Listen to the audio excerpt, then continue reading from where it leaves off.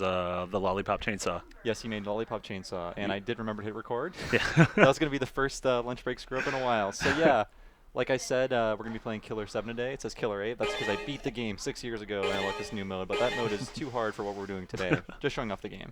Yeah, so Suda has done, his most recent was Lollipop Chainsaw, and before that he did No More Heroes, correct? Shadows of the Damned. Shadows of the Damned, and then Yeah. before that was No More Heroes. Right. So as always, oops, let's turn that down a little bit. And if you want to tweet in at us, ask us questions, give comments, tell us what you think about the game, please use the Twitter handle at Retronauts, Retronauts, and we will talk to you. Marty's going to be handling the Twitter lines. I am. And please let everyone know we're up and running, and we're going to play Killer 7. We're not going to be watching all the cutscenes, maybe just enough to give you a sense of the style of the game. So, as with about 90% of Suda's games, this game is about assassins, and it has a very striking visual style. As you can see, this is the level select mode, and you select the level by basically shooting the shadow of the boss of that level. So we're going to be heading to the first level. Yeah, so for a little bit of backstory, this game was one of the, what was it, like the Capcom 5? That's right. Shinji Mikami executive produced or sort of oversaw the production of 5 GameCube games, I think 4 of which actually came out. Yeah, it was. And none of them stayed on the GameCube except for one, which was Piano 3. Yeah, so there was this, Piano 3, Beautiful Joe? Was that one of them? Beautiful Joe, that's right. And there was also, wait a minute. Wait, RE4 wasn't one of them, was it? RE4 was one of them, I RE4 think. was one of them. We actually played Beautiful Joe last time. That's right. No, a like couple 2 weeks ago, yeah, for Comic Week.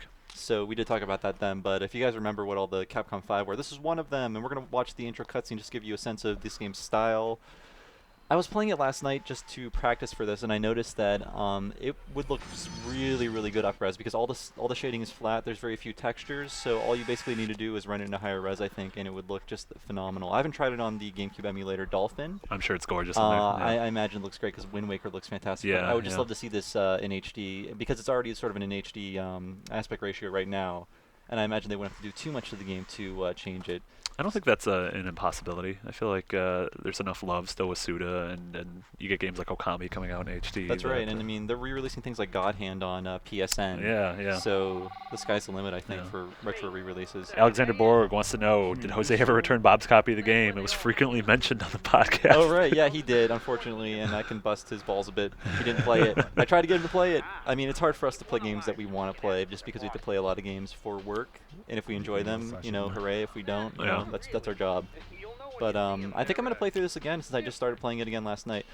So we're looking at Garcian Smith. He's one of, I guess, well, I don't want to give any spoilers, but we can consider him one of the 7 main characters personalities in the game.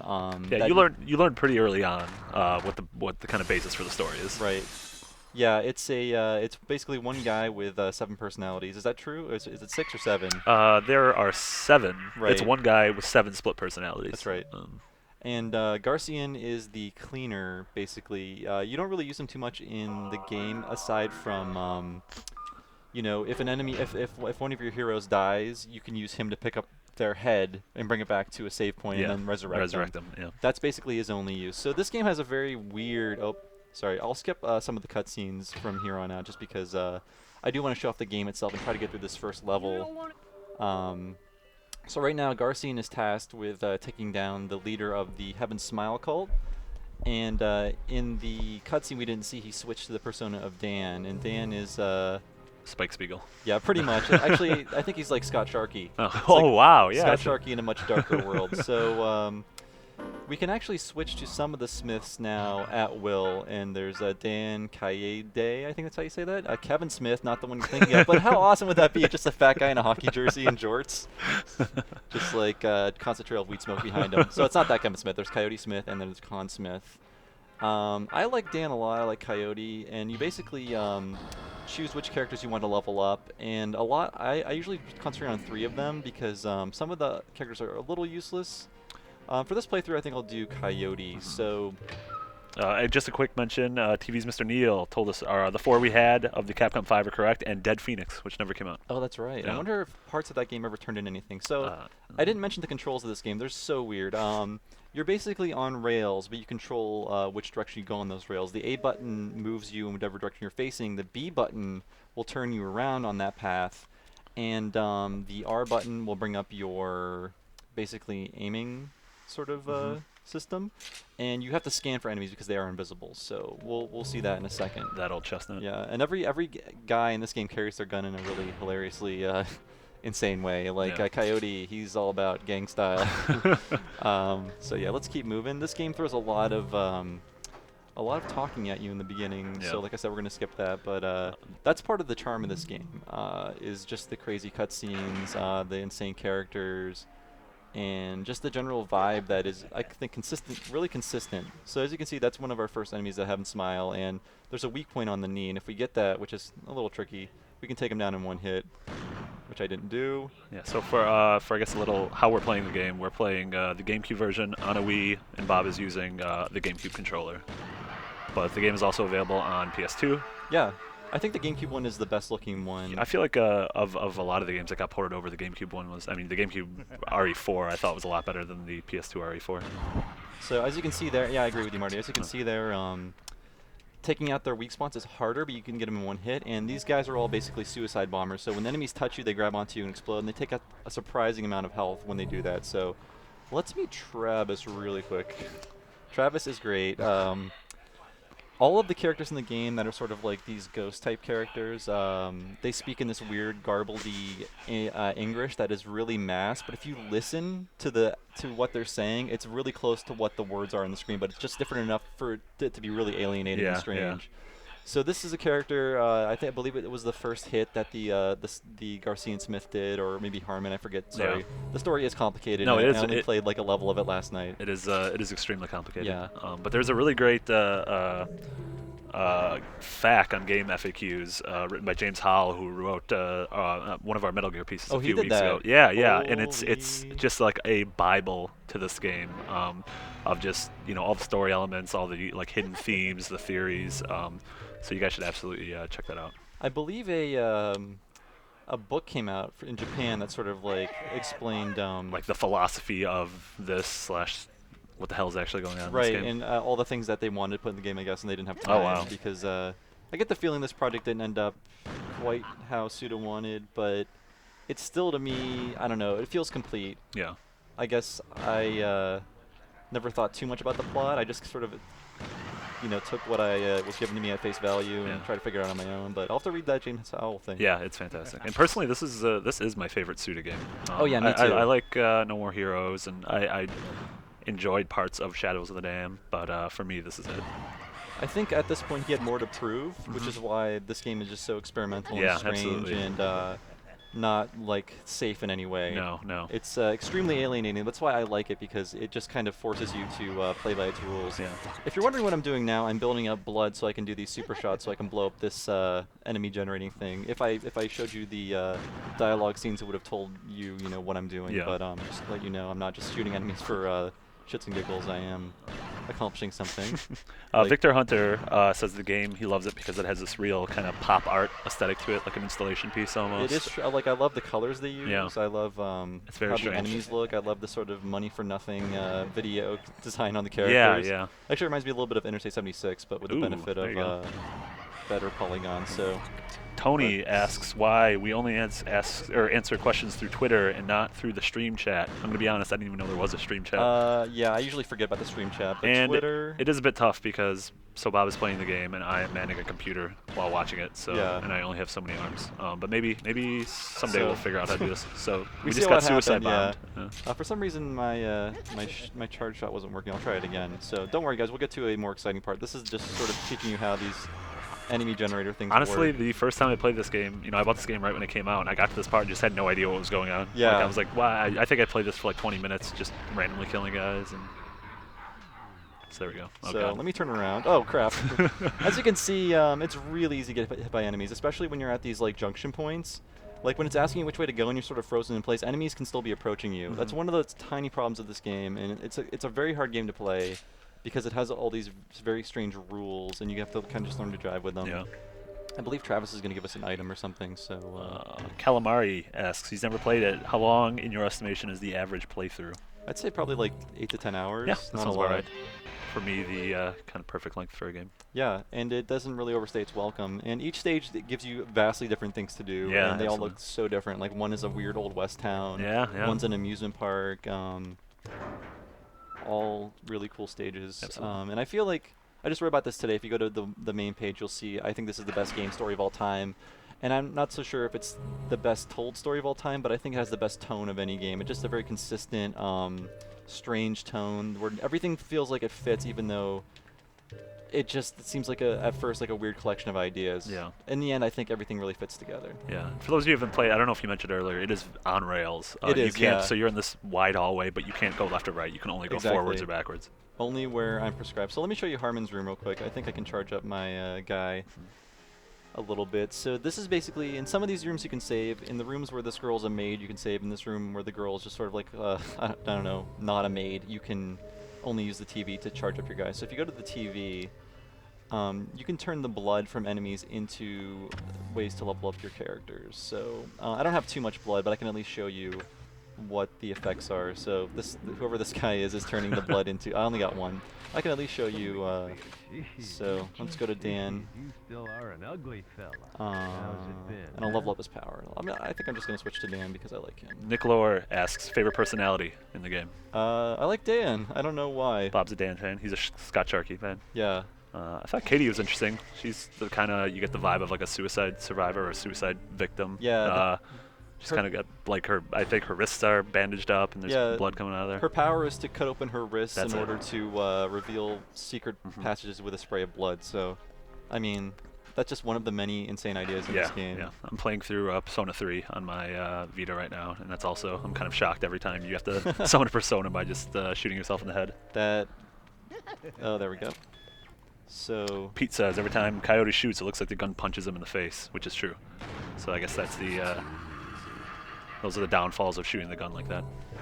Yeah, I'm not sure if you guys are getting this in stereo or not, but I noticed last night I have surround sound set up on my TV. Maybe I didn't notice it when I was playing through originally, but it has a really good sound mix because you basically have to use stereo and surround sound to determine where enemies are. And maybe that's a little unfair if you have, not as high quality of technology as some other people. Yeah. But I noticed that like having a stereo setup really helped me, determine where enemies were because they are invisible at first.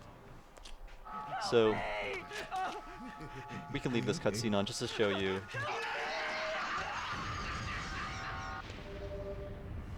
And I'm wondering, I never tried this before, but Kaede? I don't know how you say her name. I used to say Katie. Oh, Katie. Sure, why not? She can actually absorb blood from the area. And I don't know if she can do it with this sort of blood. We can try it though. So, nope, she cannot. Tony wants to know when the terrible Final Fantasy Spirits Within podcast is coming. Actually, it'll be ready to go after we're done with lunch break. Yeah. So look forward to that. Yeah, it was entertaining. Yeah, I think it's our best one. Pete now realizes where his blood goes after he donates it to the blood bank. I would check your sources on that. This is not an accurate depiction of the Red Cross. So yeah, every character in this game is really memorable. Like we see her, she's got the bloodstained mini dress, she's barefoot, she's got a weird little sniper pistol. Yeah. I mean, I think a lot went into making just every element of this game memorable. I don't know, do you have a favorite moment in this game? Spoilers, maybe? Yeah, I think that would be spoilers. Okay. A lot of just the plot reveals as it goes along, and when you realize kind of who Harmon is and what his past is. Yeah, to me, that's more important than what's going on in the overlying plot, I guess. Is just who the characters are. These guys are total pains in the butt. You're about to blow up. Yeah, see, you have to really pay attention to what's around you. Oh my god. This is just not going well. Yeah, sorry guys. You just got Killer 7, dude. I did play through this last night.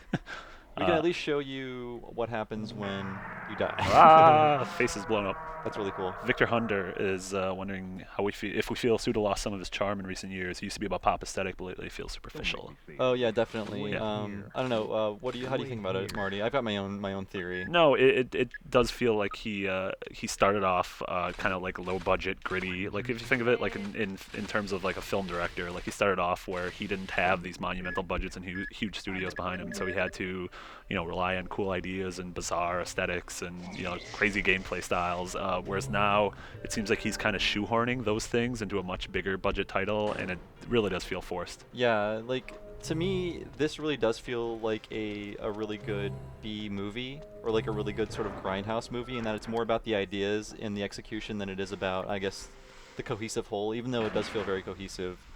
And I think, like, at that point, he sort of was the Tarantino of games to me, but now I think that's who he thinks he is, and that sort of informs everything else he does. Yeah.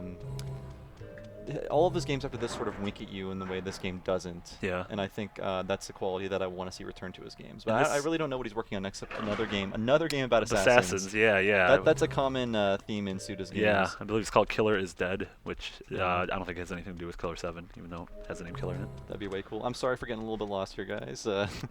Like I said, this game is a little unfriendly, and even though I just played it last night for, for this live stream, I'm still getting a little lost. Do we have any questions on Twitter? Remember to tweet into @Retronauts on Twitter, and we will answer any questions you might have about Killer 7. You can talk to us about it. Nick Lower says we should rally Capcom Unity to give us an HD version. Agreed. Oh my god, yeah. You know what? We should have reached out to Capcom. Maybe they don't want people to know about Killer 7 now. Like, that was...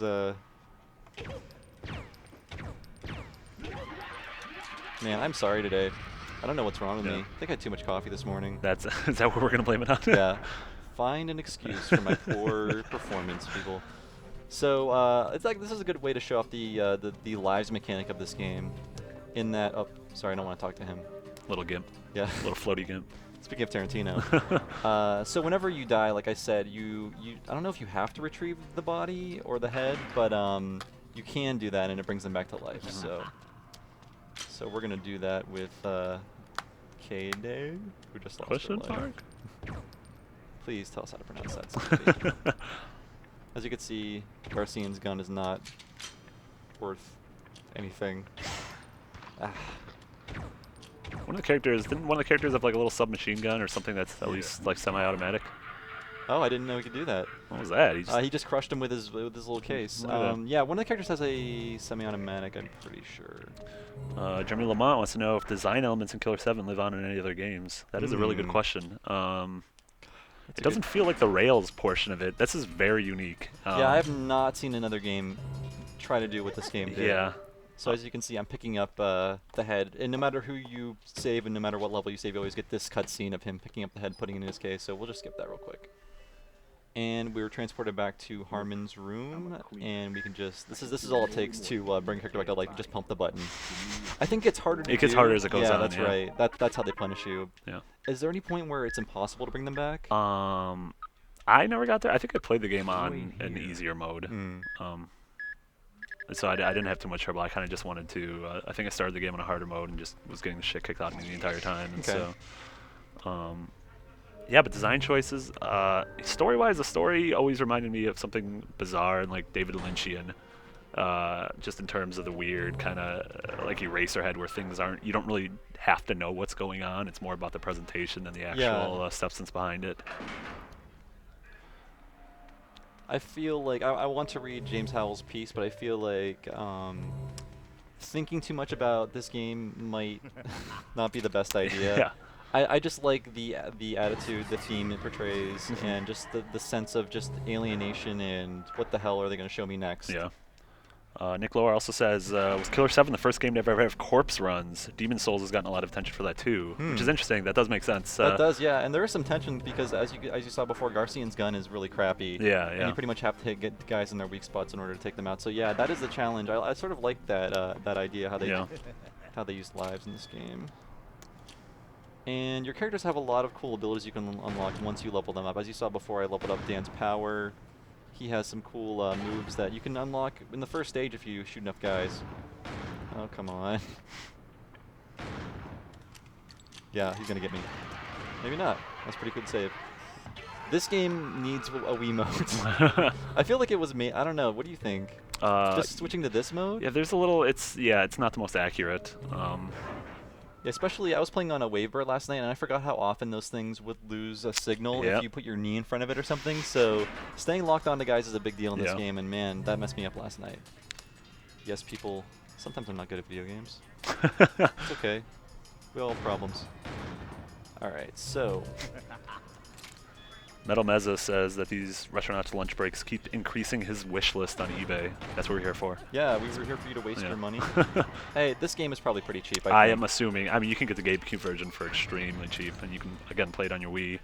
PS2 version played on it. Yeah, we're playing on Wii right now, and I'm sure it's doing some sort of magic. to make it look a little better. Yeah, I am kind of surprised they didn't release a Wii version of this for like $20 with motion control thrown into New it. play control, Yeah, Killer yeah. 7, yeah. Well, like Okami did in RE4. Now we're talking about like what design elements did other games borrow from it. What do you think about Metroid Other M, where you point the Wii remote and sort of do that? Yeah, to fire interesting. missiles? Yeah. No, I could definitely see that. I really hate these guys. Thank God. This is pretty graphic in content for a GameCube game, especially at the time. I think this was Nintendo's or Capcom's way of showing like, hey, the GameCube isn't just for kids or whatever. Yeah, I mean, absolutely. it had that portrayal at the time, and the first time you shoot a guy with Dan or Coyote, he says you're fucked. Yeah. And they yeah. use the F word a lot, and I can't skip this cutscene, guys. Sorry. Victor Hunter, have you ever played Flower, Sun, and Rain? No, but I'm going to be playing it this weekend. I'm writing something about Suda for next week's cover story content, and I'll be talking about that, Michigan, and Killer 7. The state of Michigan? The game Michigan. The game of Michigan. Yes. Gotcha. Has nothing to do with Michigan, but you control a cameraman who is reporting on like monsters and zombies and aliens and stuff like that. It's really cool. So it's not like a Michael Moore movie? No. It's Roger and Me Too, The Search for Roger's Gold. TV's Mr. Neil, can we request games for lunch break or podcasting? Cough, cough, Shining Force, cough. Yes. I would like to do... It might be hard to do an RPG on a live stream just because I don't know how interesting that is to watch. But maybe on a podcast, Shining Force would be good because that game went some really weird directions after the 90s. And even I haven't really kept up with it. Yeah, so. I think we need to work on finding a panel of authorities on it. Shining Forces. The So yes, I'm continuing my journey through this. We're in Seattle. It's the futuristic year of 2010, and we're trying to track down the leader. Futuristic year of 2010. Yeah, it doesn't. I don't know if it tells you that, but if you go to the menu, it tells you the date. I just don't remember the game playing in Seattle, taking place in Seattle. Yeah, the menu is really cool. Actually, it doesn't show me here, but when you select the level, it does. Oh God, I'm scared. Oh Jesus. So you can see this game can get tricky pretty quickly. This is only the first level, and I'm already fighting off 3 guys. Reloading takes time. I'm trying to turn around. Oh no! Come on. Oh, the double boom. You know what? You're good. This is going to go down in history as my worst Killer 7 aim. But you know what, folks? I can use blood to heal myself. Just like real life. This is all planned to show you the many elements of Killer 7. I'm not actually this bad at the game. So let's go this way. Yeah, I mean, as Bob said before, we're kind of cruising through this. There's a lot of random characters to talk to, and bits of bizarre narratives to pull out of the game. And I think they're pretty well written and bizarre and entertaining. So yeah, nothing strikes me as like, oh, that was poorly translated, or I mean, even if it was, it just adds to the sense of alienation. I think this game is all about alienating you and making you feel like you're not in complete control of your faculties. Yeah, yeah. It is very dreamlike. And some of the design elements, like I don't really understand why the whole guys are invisible and then you have to scan, because it's a pretty easy thing to do, but it's just I kind of like it in the game. Like yeah. Like everything, kind of all the systems and weird parts of the game work together really well to create this one. It's a bit of a hodgepodge, but it's a very interesting. And it really puts you on edge because you basically know if an enemy is around if you can hear them laughing. Yeah, which is kind of horrifying. Yeah. And that noise, it really doesn't get old. They picked a good guy to do all those laughs. Yeah. So. Jesus Jones Jr. Probably Whoa. Jesus Jones Jr. Jesus. Out of all Suda's 51 games, which character do you find the most interesting? God. I don't have a single character, but the moment I think in all of his games that I love the most, even though it's not my favorite, Shells of the Damned, the weird sushi light slug thing. Oh yeah, that's the. And with Kiriyama Oka's amazing music at that scene. Yeah, that is just the best. Yeah, that is bizarre. And I liked Christopher also in Shells of the Damned, the big weird frightening ogre creature hybrid thing, and he has this weird like southern drawl. Like, howdy y'all. He's voiced by Cam Clark. Here's the extent of how difficult the puzzles get. What do I want to do here? Off. Yes. Don't worry, guys. We will get to the end of this level before lunch break is over. This isn't going to be like Out of This World where. That's like a half an hour long game, but goddamn, it takes you a long time to get through that. I was about to say tell that to Ray Barnholt. Yeah. Okay, so in every level we get a ring, which is essential to a really, really simple puzzle in every level, but yeah, the puzzles in this game could be better. In fact, on the map screen, they kind of show you which character you need for which puzzles, which I think is a bad idea. The puzzles aren't really that hard because each character has their own distinct ability that you can use to get past them. I think this game could have cribbed the design element from something like Silent Hill, where you can increase the difficulty of the puzzles. Yeah. And that would have been interesting. Like, if you just want to play the game, then have them be like this. But if you kind of want to actually be challenged, it'd be neat to. I don't know. That's always something I really liked about Silent Hill's design. Yeah, there's no happy medium between difficulty in this game, just like with Beautiful Joe. I think the harder difficulty, they take away the hints, but they also make the weak points invisible on the enemies, and I can't play this game like that. It's already hard enough. Yeah, one of the questions earlier was kind of how hard is the hardest difficulty, and I think our answer is very hard. Yeah, you can see me struggling with what I'm doing now. I think it's definitely, this is one of those games that you almost have to learn to play it as you go on, and I would start off, if you're playing on a first time, on a lower difficulty, and then go through a second time maybe on, once you unlock the Killer 8 mode. Yeah, I'm sort of on the edge of my seat now, and I played this game a bunch, and yeah. So actually, we have to go this way. Go back to the bathroom. Oops, don't want to talk to you. Apparently, if you are stuck on the puzzles, you can shoot this guy's mask. He disappeared somewhere around here. Oh, God. If you shoot his mask, I think it'll give you the solution, but geez, I've never needed a solution to a puzzle in Killer 7. Okay. And he's a pretty well-dressed, skinny luchador as well. Yeah. Yeah, Luchador, I think Suda started on the Fire Pro Wrestling game, so that's why the Luchador masks are in all of his... That is a Retronauts fun fact. Yeah. So we're going to equip the ring. Obviously, Mask Day Smith is a Luchador wrestler, but we don't have him unlocked yet. Oh, that's right, yeah. So we started a fire, which started... Bubbles. Bubbles. We're in a rave now. Yeah. And then we're going to, whoops, go this way. I didn't show you guys that there's a toilet here that we need to flush. I think toilets play a big role in Suda's games too. Also, just remind you guys, please tweet into us at Retronauts on Twitter. Retronauts. Please follow us. Please tweet at us. You can talk to us, ask us questions, ask us what the hell's going on. We'll try to answer your questions. Right now we're playing Killer 7 for the GameCube. It's awesome. It is awesome. And as you can see, something happened in the room I was just in. The levels aren't that big. My maybe one big complaint about this game is that it requires a lot of backtracking. And the levels get a lot more confusing because you have a map, but it doesn't show you where you are on the map, which is a huge horrible problem design choice. I wish they would have fixed. Yeah. But hey, maybe that was intentional. I don't know. I'm not going to be one of those apologists, but every design flaw was intentional. Just like they made the game bad on purpose. But yeah. So we are doing pretty good on time. We got about a little over half an hour left. So we can get through this. Oh wait, I just went there. And this is the opening level of the game is I think is a bit dry compared to the rest of the game. Yeah, it does kind of smash you in the face with exposition. Yeah. And it's not really the most interesting level either, although it does have its share of like cool moments. Yeah, like as Bob mentioned earlier, each level has a very distinct style to it. And you get to the abandoned amusement park, you get to the kind of like, isn't it like a Japanese like massive garden compound? Oh yeah, that's the second level. Yeah, yeah. So this game. Oh, I did pretty good there. According to Dan, this is too easy. Dan, you were wrong. I have so much proof. You've got blood. You've got blood. Oh wait, I know where I'm going. Sorry guys. See, even with all the times I played this game, still get lost. And I'm getting lost now. But we will get to the end because it has the cool song in the game. I'll even let this run a little longer if we take a little longer.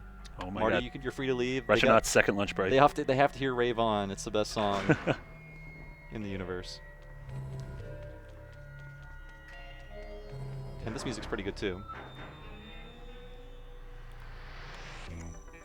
Oh my God, something's happening. Do we have any tweets coming in? We do not. Remember, guys, at Retronauts. Please tweet. Anything you want, we will answer. Internet celebrities, Marty Sleva and Bob Mackey, talk now. Just kidding.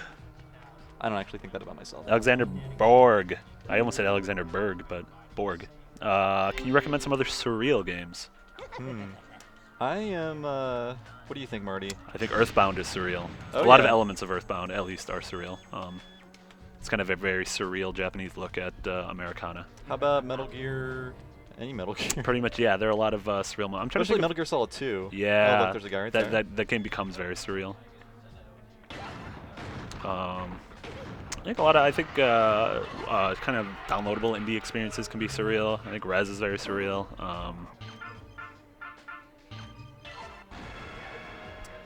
Any of Grasshopper's earlier games? Yeah, like the ones we mentioned, like Flower, Sun, and Rain, and Michigan, if you can find it. It was released in Europe. So we unlocked a shortcut to the second floor, and we are going there to get the second piece of a key we need to get past the library. And this is Jeremy Lamont. Takata does great video game soundtracks. Yes or no? Killer 7, No More Heroes, Vanquish, Kid Icarus Uprising. Did not realize also did Kid Icarus Uprising. Who did? The same Masafuma Takata. Oh, okay. Yeah, I know there are 2 composers on this, and the song I want to get to soon is one of the friggin' best songs in video games, in my opinion. So, as you can see, this is another easy puzzle. Or Marty, help me out. What order should I light these in? Please help me. Yeah. Wait, is there a mode where the numbers aren't there? You know what? I think I don't think there is, because there's no other clues to tell you, which ones to light. I love that sound effect too. It's fun. The little guitar riff. Yeah. Tony wants to know, what does he have to do to get us to play I Wanna Be That Guy for lunch break? I'll need several sedatives before I play that game. That is not a game for me. Even though I like hard games on purpose, like Spelunky, Dark Souls, Demon Souls, I don't think I could do I Want to Be the Guy. Yeah, a lot of love is going out for the soundtrack, and people seem to love the No More Heroes soundtrack as well. Yeah, I need to go back. I'm going to ask you guys a question on Twitter. How about that? I'm going to turn the tables. Should I play No More Heroes 2? I never have played it. I like the first game, not as much as I like Killer 7, but oh, come on. Bob, you were handling this live stream like I handle interviews. I ask people what their weakest feature is. Let me ask you, why wouldn't you hire me? Also, super secret Retronauts trivia. Not super secret, but the smiles in Killer 7 are actually in Resident Evil 4 as regenerators. Oh, man, that's right. The same thing happens when you shoot a regenerator. If you don't hit their weak spot, they fall over. You still have to shoot them as they come at you. And there's also a game in... there's a pistol in RE4 called the Killer 7? Ah, yeah, that's right. Yeah, that? yeah, absolutely. Okay. Was it a pistol or was it a Tommy gun? I think it was a pistol. Okay. Yeah. The Tommy gun was the Chicago typewriter. Yeah, RE4 had some bizarre Capcom cameos. The dog from Hunting Ground. That's right. Was in RE4 as that dog. Apparently, Leon Kennedy played Hunting Ground. He recognized it. Not Hunting Ground. Haunting Ground. Why did I say What's Hunting Ground? I don't know. That was the first title for Tokyo Jungle. Steven wants to know if we wish that more titles challenged gameplay and plot conventions in gaming. Oh my god, yes. Hell yeah. Yes, and if that is do not give anything away, you guys should tune into our cover story next week. Exactly. For as alienating and baffling and just sometimes plain unfair as Killer 7 can be, I would not trade any of that for the world, because it's what makes it what it is. Yeah. Which is kind of like why, we did a video, I think went up this week or last week, about Tokyo Jungle for the PS3, which is, if you didn't see, it's this strange post-apocalyptic game where you play as a Pomeranian in Tokyo, and you have to run around and eat food and dodge hyenas, and it's weird, and it's not the most expertly made game, but it's so goddamn strange and original that you can't help but fall in love with it. I'm gonna apologize for dying again. Bob says he's sorry. I'm sorry, guys. We will get back to where we were shortly, though. Victor Hunter, he says he's just gonna go out and say that Flower, Sun, and Rain's kind of terrible, but definitely a game worth playing. That's what I heard, and I expect to suffer the same problems I face with this game, which is like the style and the tone sort of overwrites the friendliness. But it's why I like Suda's games. Oh man, I'm way back here. It's cool. Don't worry, guys. Nick Lohr, to answer your question, Bob, says No More Hero 2s is absolutely worth playing. Didn't love the bosses as much, but it's a much more focused game, and it nixes the kind of shitty, empty open world. Oh, they got rid of that? Yes. Okay. Yeah, I didn't know how much Suda was involved with that, so I was a little, cagey about it. A little Inafune about it. I see what you did terrible. there. I'm sorry, folks. We're going to get to this boss, though. That is my plan for today. It's Friday. Do we still look forward to Suda 51 games? I want him to impress me again. I don't want to give up on him. Yeah. I don't know. Have you spoken about which games you, which of his recent games you liked, Marty, or how you felt about his recent games? I haven't played a lot of Pop Chainsaw yet. I know I should. It's a pretty short game. I should just I don't know if you take it home. should. I liked there are parts of Shadows of the Damned I really liked. It was definitely worth playing, but you know, there was a lot of parts of it that I just kind of despised, and it felt very much like I mean, obviously Shinji Mikami's influence is all over it, but I felt like ultimately that was the work of people who all should have known better. Yeah. Based on their previous experiences. We're not mad. We're just disappointed. Yeah. Gonna give Suda a timeout. So I'm not gonna resurrect what's his face, Coyote, because you know what? I'm not gonna save my game after this. But I'm gonna power up Dan so we can get to the boss quicker. Kevin Gritsky says it sounds like Mark Hamill's doing the voice of the laughing enemies, which it does kind of sound like the Joker from the Batman cartoons. Yeah. I don't think it's Mark Hamill though, but that's whoever does the voice of Kun Lan, which is the sort of antagonist, but maybe not of this game. He does the smile laughs, I think. Oh, okay. At least the game wants you to think that. At least. So yeah, as you can see, I'm getting all kinds of thick blood. This is how you use blood to power yourself up. So I like the blood theme in this game. It's one of the many evocative themes in this game. Everything is blood. Blood flies everywhere. You use blood to power up. Your characters kind of transform using blood, or your personalities kind of come out using a spray of blood. Right. So let's level up my buddy Dan. Fred McMack wants to know why Dead Space received universal praise for strategic dismemberment in combat when Killer 7 was doing it. Because people immediately forget anything that came out that didn't exist in the past 2 weeks, pretty much. No, I agree with you. This game, as unfriendly as it might be sometimes, it does some pretty amazing things gameplay-wise that no one's really picked up on, just because I don't think this was a very successful game. No, but I think it has a small, a very rabid, passionate fan base, as you can tell by, like we said before. If you're interested in the story and kind of you beat the game and you want to know more about it, you should go to GameFAQs and read James Howell's kind of massive opus on the game. 1UP's James. Wait, 1UP's James Howell. Friend of 1UP. Yeah, he's not. He doesn't belong to us, not yet.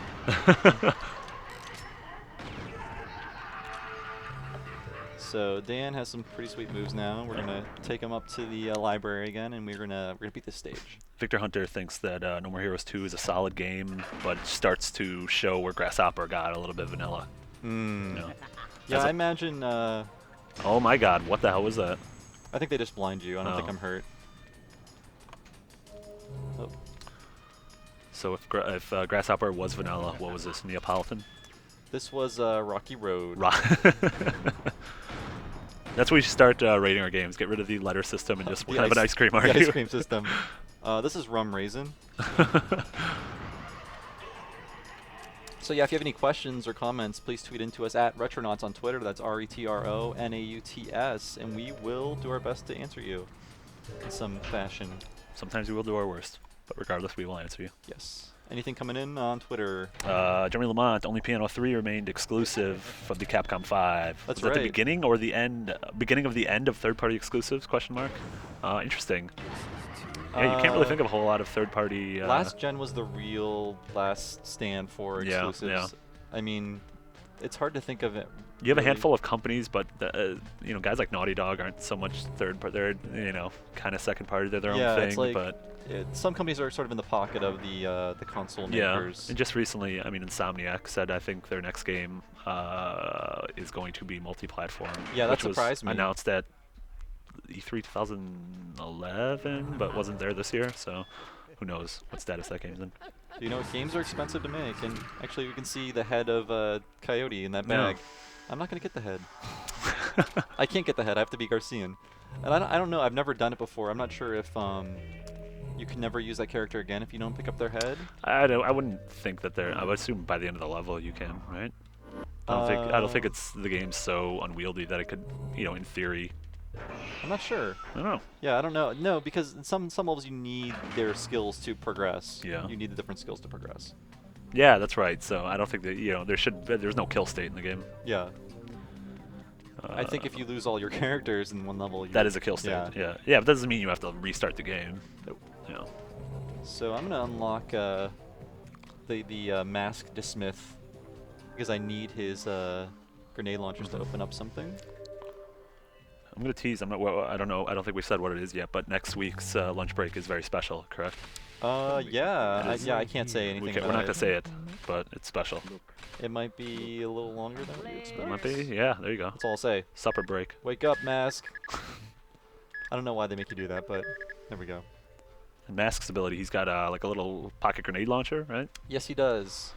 And everyone has unique other combat abilities and stuff they can unlock through blood power-ups. But I'm going to go back to that warehouse area and blood on that wall. Yeah, he can blow up walls with his mini grenade launchers.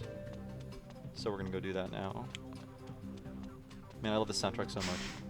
I also like how the guys go downstairs. It's a really little touch, but you really feel like they're hitting every stair. Sometimes guys just go upstairs like they're ramps in video games. I hate that. Is that a feature? Top 10 staircase? Top 10 stair animations. I always liked that in Resident Evil. It seems like they're actually like, getting a workout. Yeah, it's like, got some cardio. I'm so bad at using these. As you can see, they're really powerful. They just take a long time to reload. And I think it's a little harder to hit the weak spots with Mask, because... Oh, well. TV's Mr. Needle says next week's lunch break better not be Donkey Kong Country. To which I'm going to say, how dare you. It's going to be nothing but Donkey Kong I'm going to Country. hijack a lunch break some week and just play through Donkey Kong Country myself. That'd be amazing, Marty. I'm going to do that. Alexander Borg, Fire Emblem would be considerably easier if you could revive fallen units by just picking up their heads. That would be great. Oh. In fact, the newest Fire Emblem, you can turn off the death feature. So fans, people who aren't fans of that should be happy to hear that. Baby mode. I don't know if that's coming out here, though. Fred McMack asks if any Suda games have an interesting plot, or are they all just full of randomness? That's why the games don't appeal to him. I think this game has an interesting plot. It does. This is probably the hardest to decipher of Suda's plots. Yeah. But, yeah, I mean, nothing. No More Heroes isn't an extremely interesting story. No, it's I just would like say the same thing with Shadows of the Dam. there are assassins. You fight them. The end. Shadows of the Dam. You get your girlfriend back. The end. Yeah. Lots of spoilers there. Yeah. Sorry, guys. Yeah, this is the one that has the plot you can kind of sink your teeth into and try to piece it together yourself. To look at more threads of this game that showed up in his later games, I didn't play Lollipop Chainsaw. Wasn't there a severed head you carry around? Oh yeah. You carry around the severed head of your boyfriend, and you can use them as a weapon, stuff like that. I believe there are wrestling masks in the game for some reason. And the guy in the gun in Shadows of the Dam, what's his name, Johnson. He's kind of like a floating skeleton head who turns into a gun. That's right, yeah. Lots of severed heads in Suda's games. Yes. We'll assume he was just a huge fan of Planescape Torment. Oh, snap. I just did that. Yeah, it's weird. Yeah, 2 severed head characters in his games. Yeah. Come on, Suda. I want a severed torso character. More like Sue Don't. That talks out of its neck hole. Oh, man, that'd be good. That would be kind of gross. That would be weird. Yeah. All right, so we're going to skip this cutscene. What happened to her? Slash him. I think that's another scene of a Smile killing somebody. Oh, well. So we got about 10, 15 minutes left. So yeah, if you guys tweet in at Retronauts, we will answer your questions. Yeah. If you just joined us, we were playing Killer 7 on the GameCube via a Wii. Yep, it's possible. Like that technology. Back when things used to be backwards compatible. Mm-hmm. Now, tough luck, buddy. This dude just you ran away. That guy says, "Yeah, buddy." Yeah, buddy.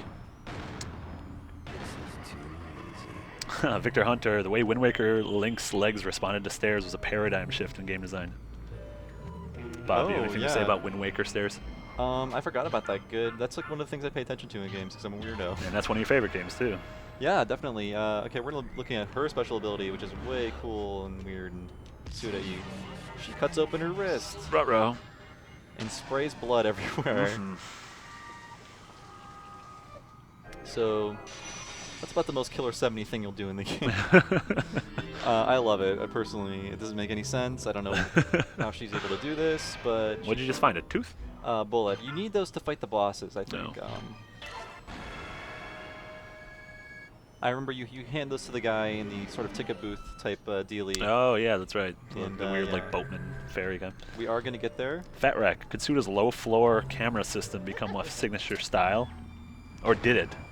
Looks great. Is that the reason it's on rails? It is very strange, like, when you think about it. There's a strange view for a game to take. Yeah, I mean... I think sometimes it really obfuscates the things you should be seeing, but I don't want to make excuses, but I really like it. I like the strange angles. It's rare that a game takes such control over camera angles these days. Yeah. Usually it's all about you can put the camera wherever you want, and I'm happy for that. But I kind of miss games like this where they sort of are like, let's find the most cinematic angle to throw you into. Metal Gear, the original Metal Gear, and Metal Gear 2 are designed like that. All right, so I'm gonna find my way around this hallway. Oh man. I need to get Coyote. Oh no, he's dead. Are you kidding me? Wait, is Coyote the only way to get through there? Yeah. Oh, you can't use guns? No. Maybe I don't need to go there. Hopefully I won't. Otherwise, I'm not getting to the boss today. That shows me for not caring about my teammates. Yeah.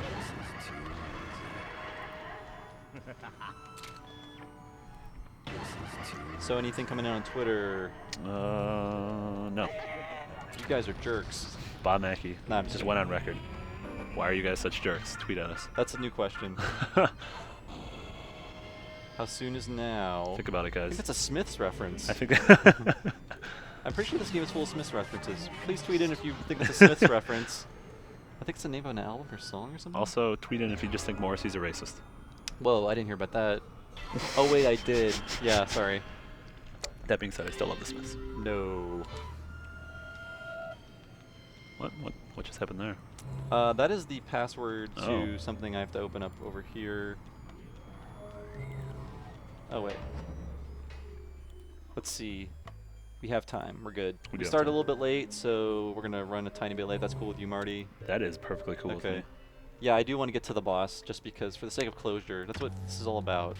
That's what Retronauts is about, allowing you to move on. Yeah, it's like You need to see closure the from your boss. lunch. How could you just stop and walk away in the Yeah, middle of the stage? absolutely. I can't. That's because you have OCD. Oh yeah, that's part of it. I wouldn't be sitting here on a live stream if I didn't have something wrong with me. We all have tragedies in our Yeah. past. Let's see. So what- Garcian is gonna go rescue Coyote. Hetty McGee Hetty real McGee. quick. Wait, do we need to? Freddie McMack, are there any other designers like Suda with a series of uniquely styled games under their belt? Jesus. Kojima. Kojima, yeah. If you look at a lot of indie developers, I think Genova Chen's 3 games at that game company, Flow, Flower, and Journey, Yeah. are very much stylistically, similar. I think with the rising cost of game development rather, it's hard for like a production to be like sort of an auteur production. Yeah, yeah. This one really feels like it though. I No, know, absolutely. I know Mikami helped, and I'm sure lots of other Grasshopper people were part of it. Yeah. But this is really like Suda ESD. Yeah, yeah. So And there are a lot of games, like if you look at Tim Schafer's games, they all, not aesthetically, but kind of in their writing and humor, they all are very similar. yeah, I agree with that. So yes, if you have any questions, comments, we're going to wrap up here shortly after we get to the boss. So let us know how we're doing at Retronauts on Twitter. That's RETRO. Tony wants to know, Bob Mackey, Yes. how much fun did you have playing the new Kingdom Hearts? I had a C+'s worth of fun. Yep. So figure that one out. Kevin Gritsky, do any of the characters' unique abilities, are they ever explained in the story? I think one of the problems of the game is that only a few of the Smiths actually get any sort of backstory. So you have to sort of infer like, why is this guy blind? Yeah. And Yeah. so I'm gonna go back to Dan. And when you look at, a lot of them are just like, well, Katie was a girl who you can infer probably committed suicide Yeah. by slitting her wrists. I would and so think that's her so, ability. yeah. Coyote's a big wrestler, so that's why he blows up walls. Sure. I assume Hulk Hogan used to do that all the time. That's what happened to Andre the Giant. Yeah. He turned He into blew up Mass- one too many walls. Master Smith. All right, we're good. Thank you. Fat Rack, was this the first use of emoticons in games? The head delivers emoticons. I'm gonna say heck no. Heck no. What other games have emoticons? Geez, any RPG, Metal Gear Solid. LOL, semicolon, parentheses. Emoticon? Oh, Yeah. like in the dialogue? Oh, yeah. Is that what he's talking Yeah, about? what were you talking about? Oh, I thought you just like. Oh, never mind. I was thinking of just like nah. Sorry, I was not paying attention. Sorry, guys. The first time I've seen all those Japanese emoticons was this game probably. One of the characters talks in nothing but those. Yeah. So So we're going to put in our super difficult password that we learned. Friend of McMega wants to know, what older games do we keep coming back to and beat multiple times? Oh, geez. You want to... That's just a broad question. There's a lot of... I think I play probably Super Mario World once or twice a year, and I go through it. I'm playing through Earthbound again, which I played through like 1,000 times. Nice. I think a lot of Super Nintendo games I go through. I've been wanting to play through Earthbound again. Yeah. It's hard for me to play through games now with this job, unfortunately. That's one of the downsides. Yeah. There aren't a lot of downsides. You guys should pity us. Yeah. I gotta play all these games. Yeah, if you hear anyone complaining on Twitter that's a game journalist, you should send them an e-punch. Because we have it pretty good. Yeah. By the way, guys, I'm playing something that's under embargo. I'll tell you in 4 days. I promise I will never do that. Victor Hunter wants to know, what do we want to see from the next Suda game? I want to see what I'm seeing now. Yeah, something like something that you would not have expected. We couldn't have predicted that weird shit like this would be in a game. No, he sort of just came out of nowhere, at least for Americans. Let's see if I can do this. Sadly, I feel like I can put down a list of 20 elements that I think will be in Killer is Dead, his next game, and I bet a bunch of those will be in there. Yeah. And that's kind of, I don't want that. I just want things I wouldn't have thought of. I really hope this is not like, oh, this is all the ideas I had, and they're all in this game, and I can't really do anything else. There's a director of this this anime I really like called Fooly Cooly, and it's sort of like Killer 7 in that it's just a bunch of ideas. It's a kitchen sink. You could tell, like, and people have asked him, like, why don't you make something like that again? Oh wait, sorry. You guys probably can't hear us that well, but this is the best song in the universe.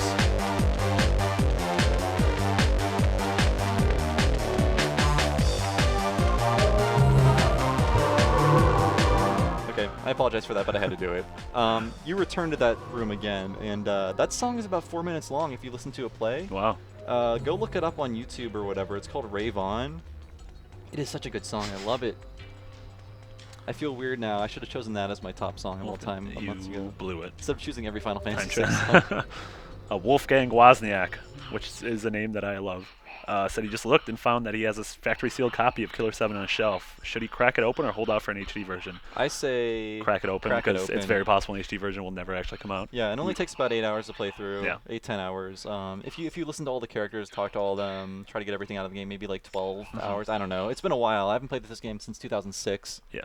And it's definitely, it's not like one game where so many other games have done the same thing that it kind of feels dated. Like, really no game is like this, and so playing through it is fresh. It doesn't matter when you play through it. And the visuals are stylish enough to where, it's not like, playing through like an N64 game where it just looks muddy and awful. Yeah, I mean, like, I guess it's cell shading of a sort.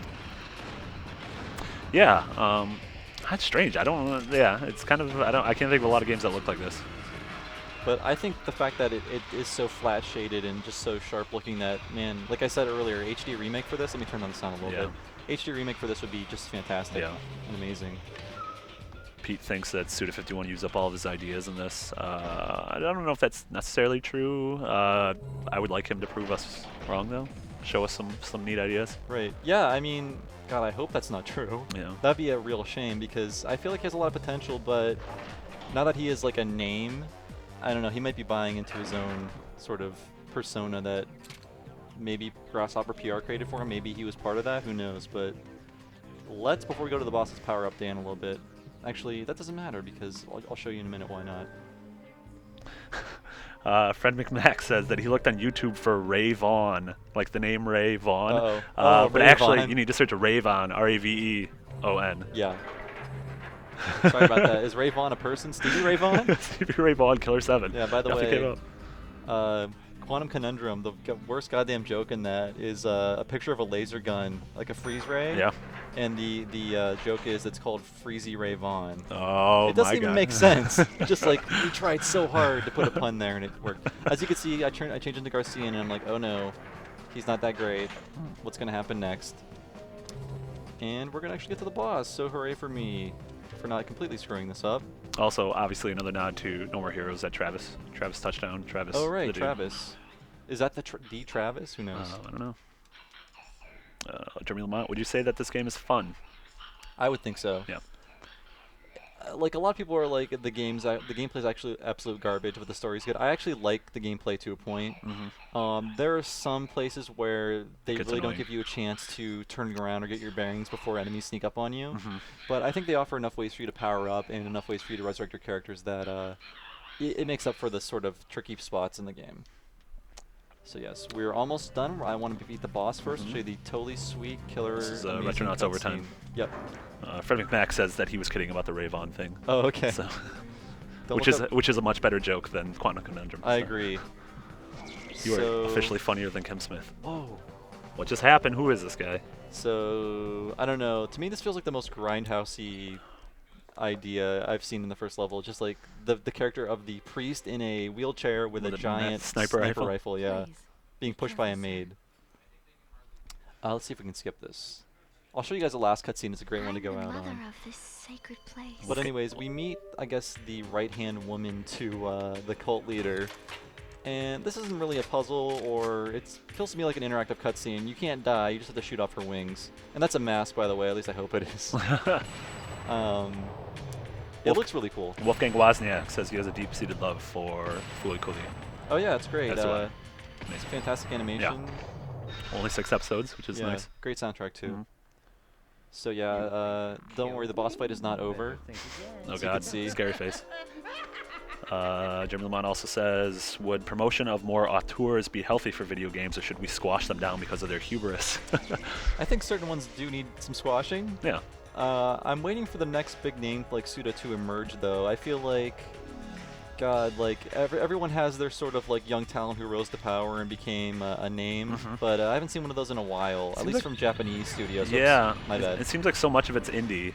Very few. I feel like all the big budget kind of big studio games that are coming out have development names behind them. Yeah, and they might try to sort of, the studio system might try to crush, I don't know, individuality. Not so much that you can't have your own ideas, but so much that you can't rise above other people. Yeah. It can exist so much more in a system where some are like, a guy like Phil Fish, who made Fez with, I think it was him and one other dude or 2 other dudes. Look how bad I am. I can't believe that. All right, I'm gonna switch to Speedy McGee here. I don't know if he runs faster, but it at least seems like he looks. does. He's like all bent down. Looks like he's rollerblading. He's blind. They don't explain. I don't know if they explain that. But yeah. So there we go. This boss is really simple. You just have to wait for her to fire the thing at you, and then you run around to her backside and shoot the masks on her back. They're kind of a tricky target to get. Yeah, we got one of them. Yes, please. We're coming up the last minutes of this not podcast, Jesus, the live stream. So please tweet in at Retronauts any comments or questions you have before you go. It's Victor Hunter. A lot of his ideas are recycled through Flower, Sun, and Rain, Killer 7, and No More Heroes. He may have just grown tired of his own idiosyncrasies. Steven says he finds Killer 7 to be like Reservoir Dogs and Natural Born Killers, challenging and unpleasant at times, but necessary. I would agree with that, totally. Yes, I think Reservoir Dogs is much more watchable than Natural Born Killers. I agree. I don't know how I feel about Oliver Stone. Alexander Borg, question for Bob. David Cage, great auteur or greatest auteur? That is, you're being facetious. I don't view Dave. Oh, never mind. I don't want to get into this. I'm being recorded, aren't I? All right. Sorry, guys. This is taking a little bit longer than I thought. You got me thinking about David Cage. I'm just mad.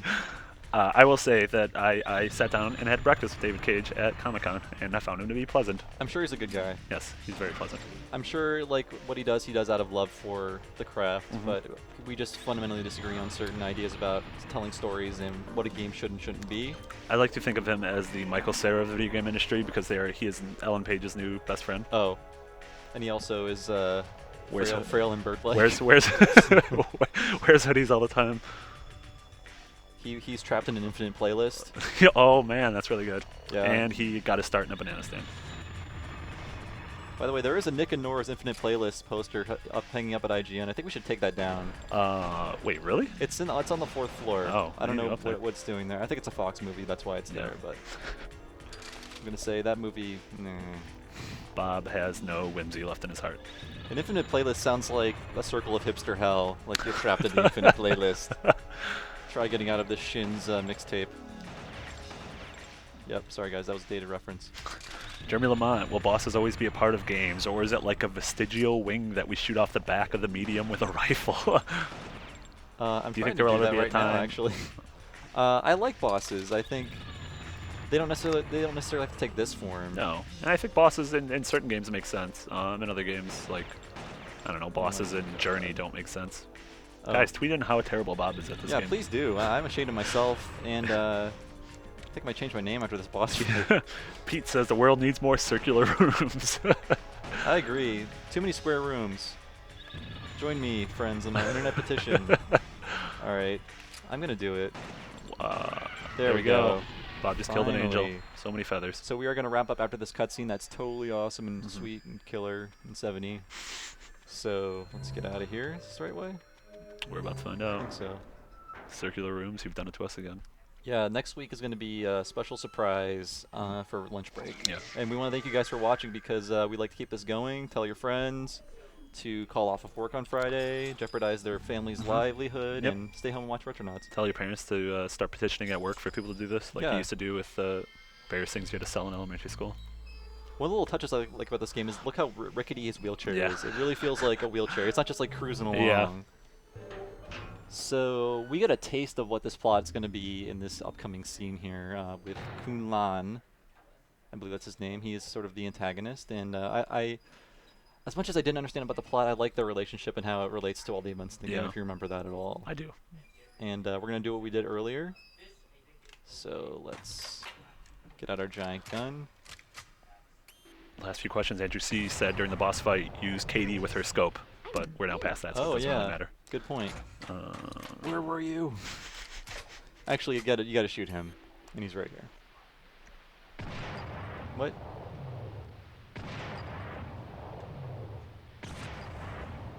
Can't get it up? Oh, there he is. Just looking at it. There we go. So we will show you guys this cutscene, which I think is really awesome. I don't know. Oops. I guess my trick didn't work on you. Tricks are for kids, Coon. I love it. I'm an old man. Sometimes I feel like, I don't know, the dialogue in Lollipop Chainsaw was trying too hard. I feel like this dialogue came from a very sincere place of like, I'm gonna make this cool, but not like, I'm gonna make this Hollywood cool. And you can see the Space Needle in the background, so yes, Seattle. Yeah. I agree with that. God, I just think of how cool this would look in HD. That's our next petition. This in Shenmue. Because you're a bad player. So they're indicating some sort of game is being played that they're both in control of, and I don't want to give anything away, but that is sort of an overarching theme that the plot falls under. Just like Lost. Yeah. And I gotta say, the last level of this game is one of the most like rewarding narrative-wise levels. Completely agree. You learn about every character in a way, their relationship to each other, and what most of this stuff means. But I'll show you another. This is not really a boss fight. Like the earlier shooting the angel wings off of the character, it is more like an interactive cutscene. And we will end by showing you the end of this level. I don't think you can die at this point. But you just have to shoot his little glowy arm, and that will activate the end of the level. So let's do that now. Oops. Oh, come on, game. There we go. See, he grabs the bullet and flies to the Space Needle.